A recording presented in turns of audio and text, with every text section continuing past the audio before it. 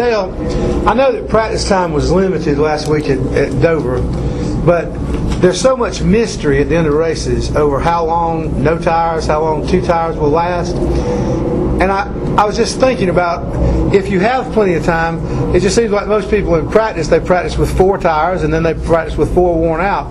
But it struck me that at the end of that race, no one really knew. There wasn't any security about what it was. And so I just wondered, do you try to get some assessment of what 2 tires are like at some point during practice if you have the chance? I would say you do. If you think that that's a viable option in the race, you definitely might want to give that a shot in practice.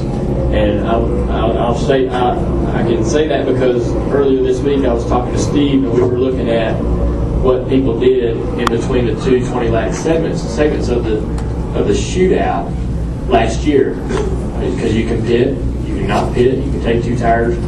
A couple guys didn't pit. Truex took 2. The 16 didn't pit, I don't believe. Several took 4. And so he was talking about, to prepare for this race tonight, we might practice on 2 new tires. We might put 2 rights on and go out and see how the car handles without any changes, just to know if we do want to take 2, what adjustments to make to the car. And I recall doing that, in the past, not so much lately because of the different, the tough, structured practices we have now that are so short, and you're trying to cram everything you can into it. You really don't have the luxury of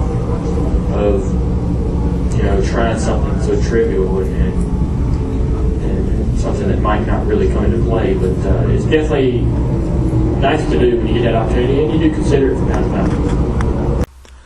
This is Monty Dutton, motorsports writer of the Gaston Gazette.